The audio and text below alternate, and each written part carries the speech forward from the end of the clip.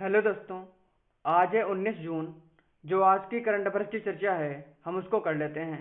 उससे पहले यदि आपको चैनल के माध्यम से कुछ सीखने को मिल रहा है तो आप चैनल को सब्सक्राइब जरूर कीजिए। तो आइए देखते हैं।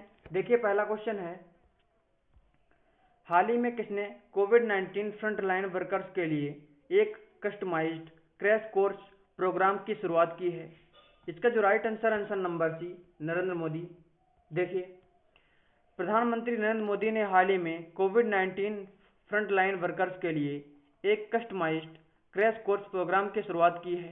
इस प्रोग्राम का उद्देश्य पूरे भारत में 1 लाख से अधिक कोविड योद्धाओं को कौशल प्रदान करना और उनके मौजूदा कौशल बढ़ाना है।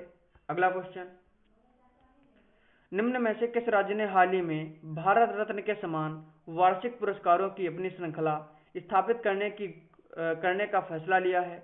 इसका जो right answer number C, Assam. देखिए, असम राज्य की सरकार ने हाल ही में भारत रत्न के समान वार्षिक पुरस्कारों की अपनी श्रृंखला स्थापित करने का फैसला किया है, जिसमें पुरस्कार विजेताओं के लिए विभिन्न लाभ भी शामिल किए गए हैं। असम राज्य ने नागरिक पुरस्कार शुरू करने राज्य की मंत्रिमंडल की बैठक में लिया है। अगला क्वेश्चन, केंद्रीय मंत्रिमंडल ने जैव विविधता जलवायु परिवर्तन के प्रभाव पर अध्ययन के लिए किस मिशन को मंजूरी दे दी है? इसका जो right answer number D, deep open mission.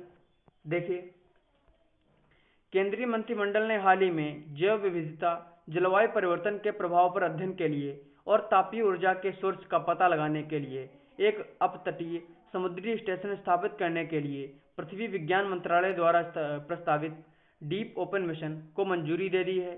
यह मिशन संसाधनों के लिए गहरे महासागर की खोज करेगा। अगला क्वेश्चन,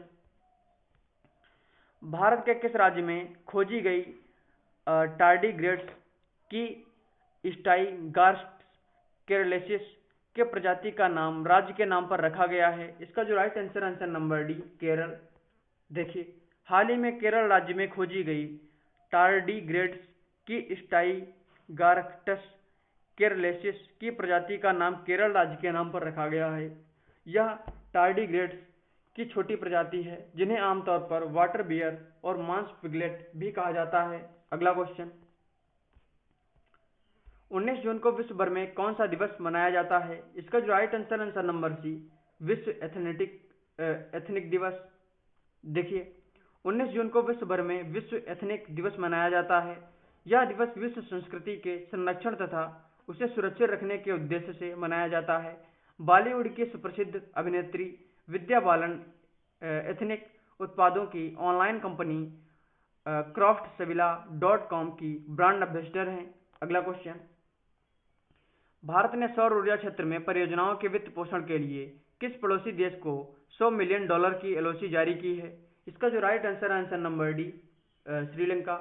देखिए, भारत ने हाल ही में सौर ऊर्जा क्षेत्र में परियोजनाओं के वित्त पोषण के लिए पड़ोसी देश श्रीलंका को $100 मिलियन की एलओसी यानी ऋण सहायता जारी की है।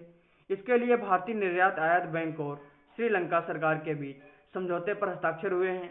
अगला क्वेश्चन, इनमें से किस देश ने अगले महीने से जापानी यात्रियों के लिए एक वैक्सीन पासपोर्ट जारी करने की घोषणा की है? इसका जो right answer number B, America. Japan, answer number D.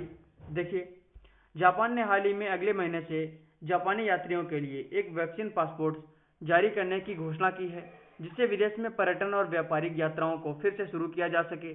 यह वैक्सीन पासपोर्ट एक इम्यूनिटी पासपोर्ट या इम्यूनिटी सर्टिफिकेट के रूप में जाना जाता है, जिसमें कागज के साथ साथ डिजिटल प्रारूप में एक दस्तावेज है। अगला क्वेश्चन, निम्न में से किस देश से यूरोपीय अंतरिक्ष एजेंसी ने वर्ष 2021 के आखिरी तक विश्व की पहली लकड़ी के उपग्रह को पृथ्वी की कक्षा में स्थापित करने की योजना बनाई है? इसका जो right answer number D, New Zealand. देखिए,